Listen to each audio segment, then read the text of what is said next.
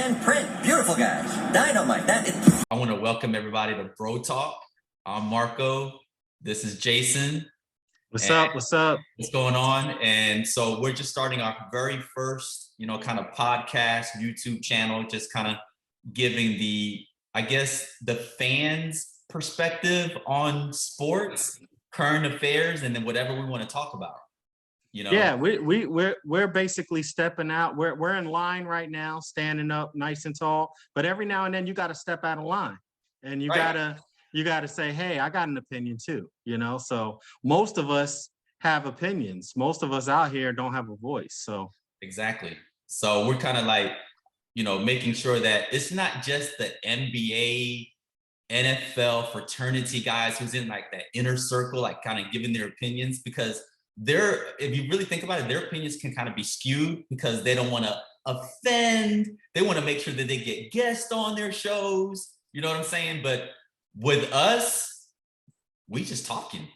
Yeah, and then the thing about it with the professional athlete is that their egos are involved, which is what make them champions, is what makes Shaq a champion, Kobe and Michael and all. So you really can't trust an opinion when there's an ego involved too, because that kind of skews their opinion.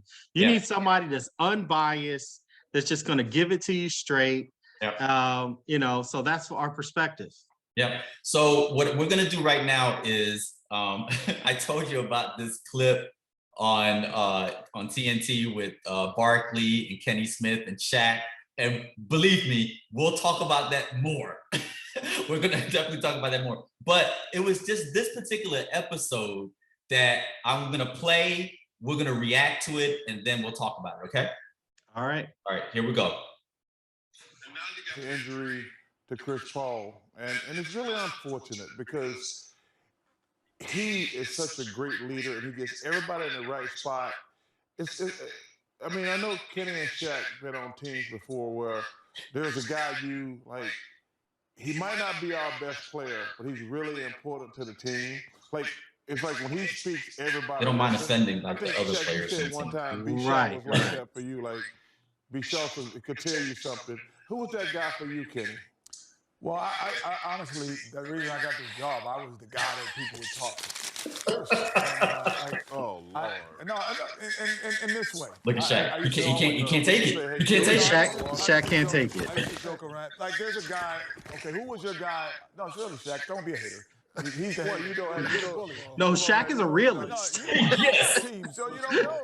First of all, don't use those words hater with me. Right. So don't be the hater, be the bully. No, first of all, he's not a hater. He's petty.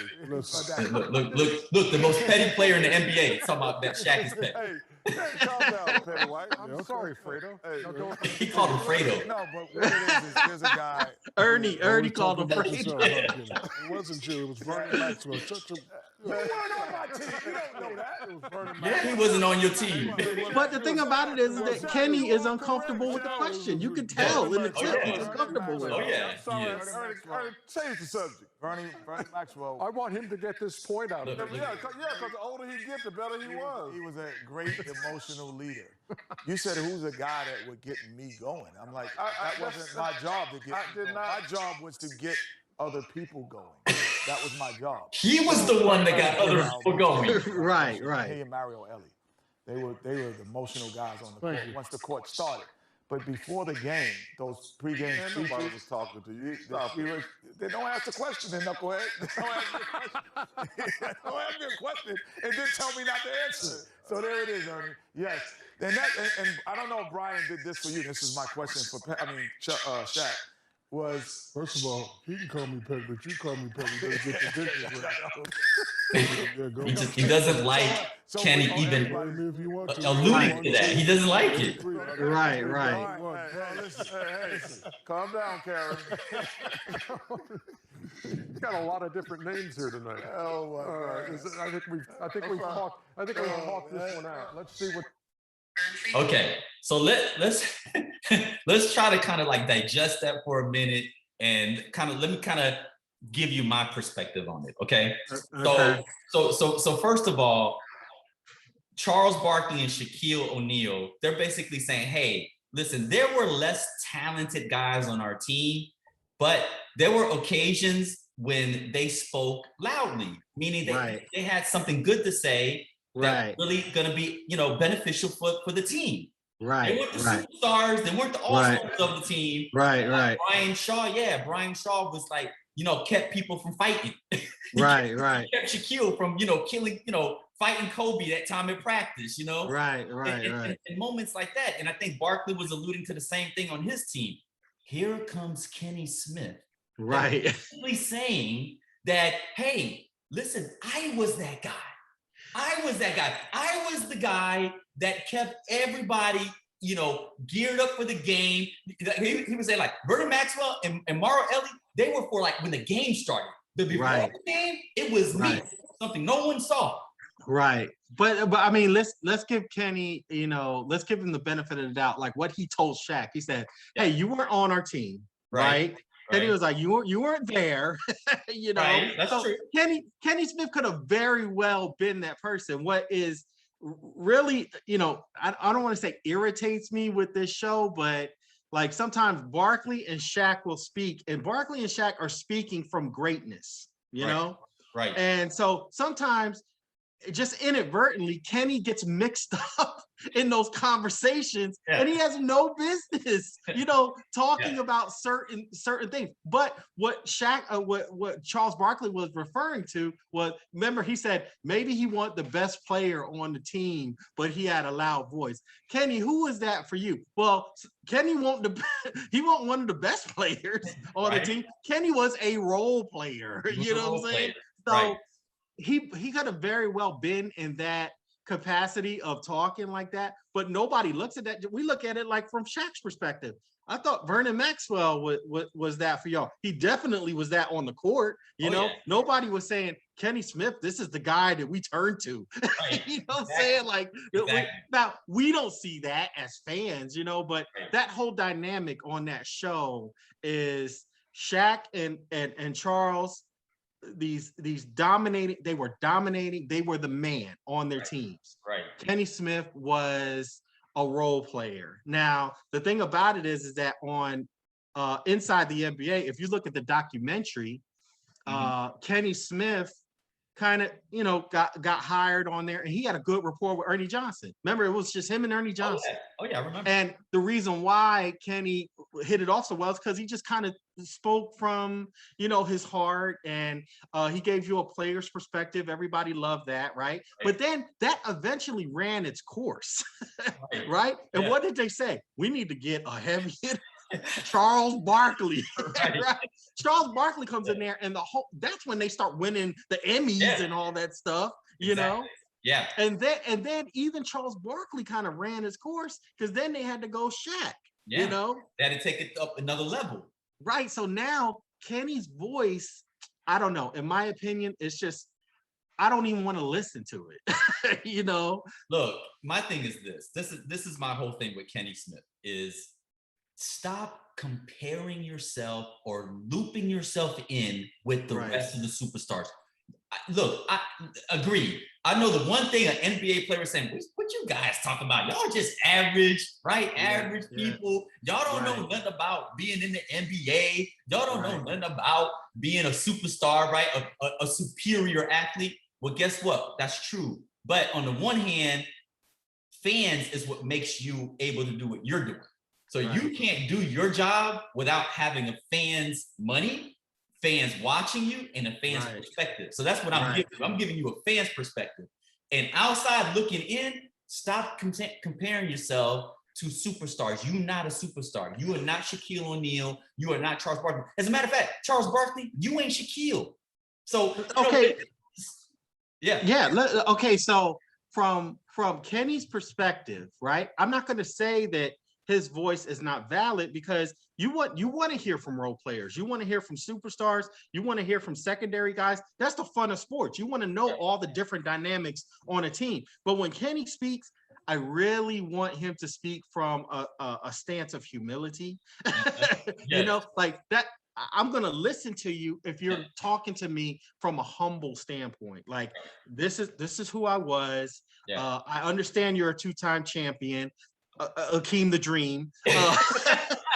Okay, but I would even say Otis Thorpe, Sam Cassell, because I'm a Knicks fan. I watched that finals. Right. Okay, Right. I know those guys, right? Yeah. Yeah, Kenny killed us from three, but you know Yeah. a lot of them killed us from three. But talk from a standpoint from a humility. Just for an example here, the other day on the playoffs, I was listening to I forget what game it was, but it was Vince Carter. Mhm. Vince Carter, I found even though he's not like this super boisterous person, he's not like Jeff Van Gundy and all them, you know, Mhm. but I listen to him kind of like I listen to Mark Jackson for some reason. He's very humble, you Mhm. know, but Vince Carter was a superstar, Yeah. you know. Oh, But absolutely. but yet he speaks from this humble Yeah. demeanor, and I was listening to him. I was like, oh, I'm paying attention because I know Vince was in these positions. He was the man. He had the ball, you Right. know. Yep. So, Kenny Smith, I just want to hear from your perspective. Please don't talk like you're on the same level. And I know, you know, he catches himself sometimes. You know, I know Yeah. he's not. I know. Look, he's intelligent. He knows he's not that person. You Right. know.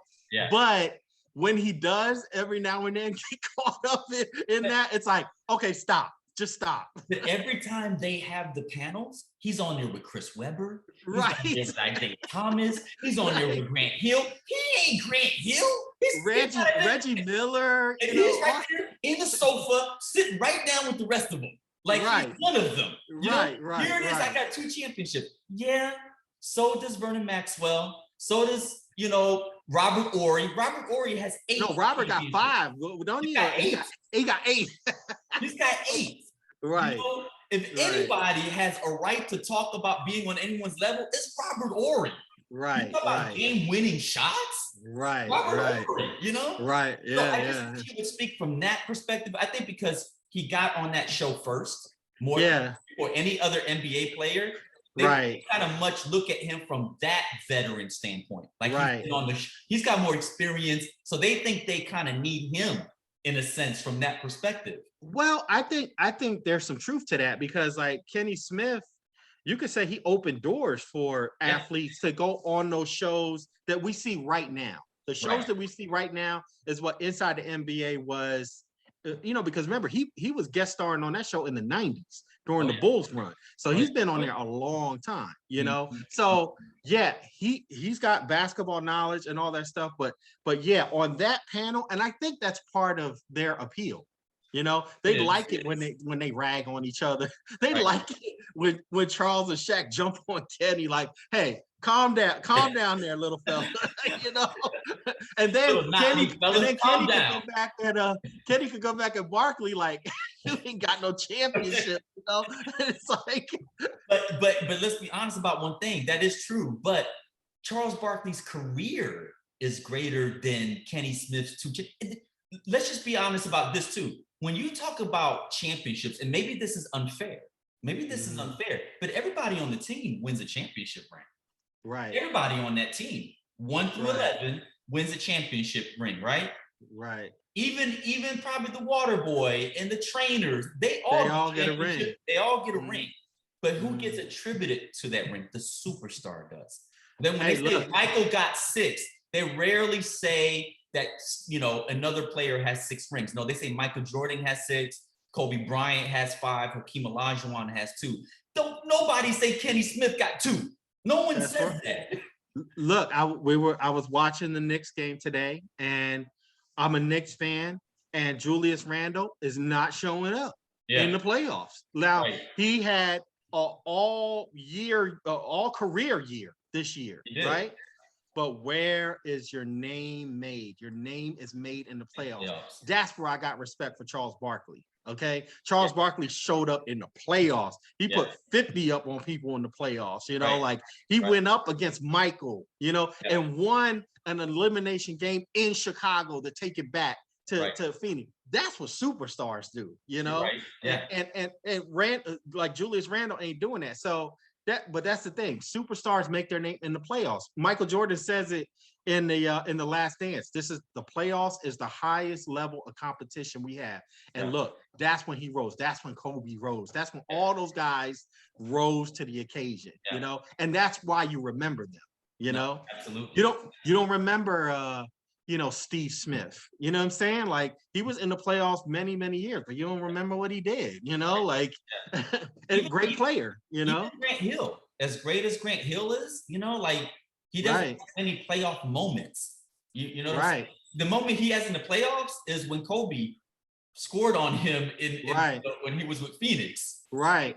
But I was thinking today about Carmelo Anthony. Like, there's sometimes hate because he didn't get it done because of the level of great player that he is. But the man showed up in the playoffs. He was in the Western Conference Finals against Kobe, Listen, I'm a huge Kobe fan. I'm a huge Lakers fan. That Nuggets team he had Allen Iverson and he had Chauncey Billups at two different occasions, right? He had a great squad on his team. That Nuggets team was really, really good. But he was a monster. Carmelo Anthony was a beast. He really was. And the other night, I was watching back, because I watch Kobe clips every single night. Right. And I was watching when he scored 61 at the Garden. I watched that whole game. I watched the whole game. Wonderful. And he scored 34 points in the first half. Okay? He scored 34 points in the first half. You know who the only other player to score that many points in the first half that year? Carmelo. Ooh. Carmelo. Wow. 36. He scored 36 in the first half. So, and he scored 60 in the Garden too as well. I don't think he ever scored 60, did he? Yes, in the Garden. Yep. Carmelo did? He did it in the Garden, yeah. Okay.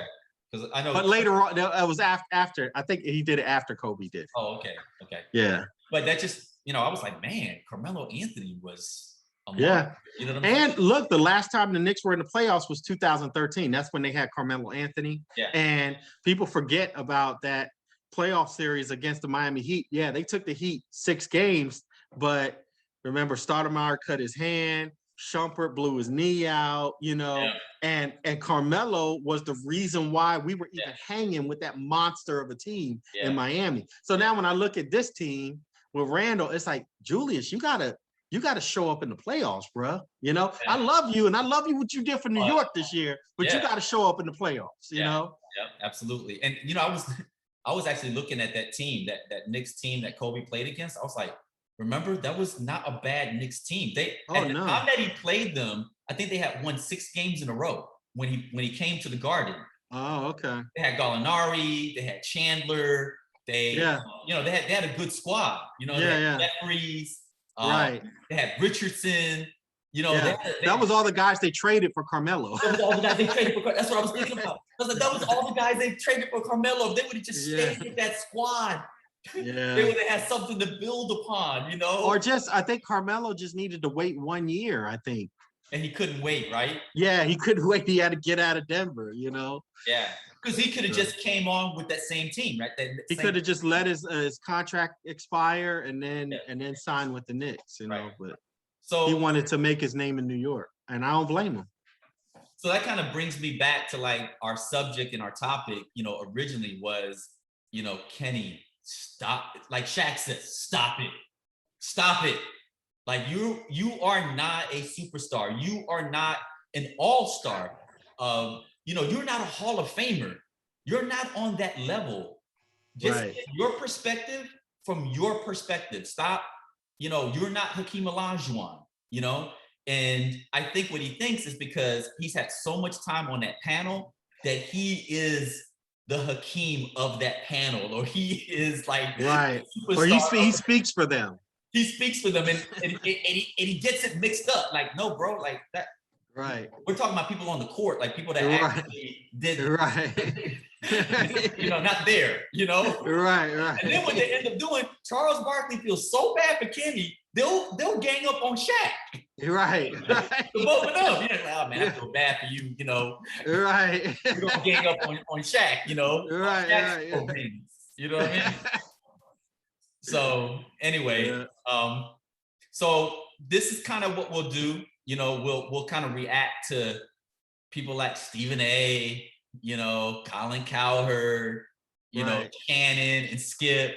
Nobody's out of bounds. They got their perspective because they're in All the Smoke with Matt Barnes and Steven Jackson. They do a great job, but they're talking about, you know, in their circle of friends, their fraternity.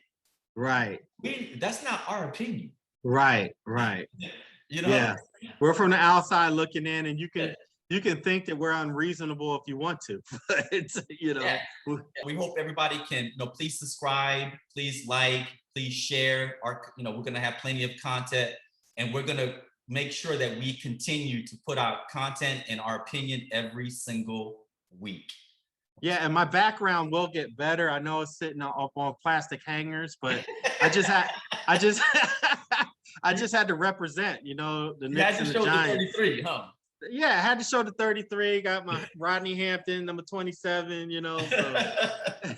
Believe me, we'll talk. They're gonna be like, is this stuff on Walmart hangers back there? Take care, bro. Okay, thank you.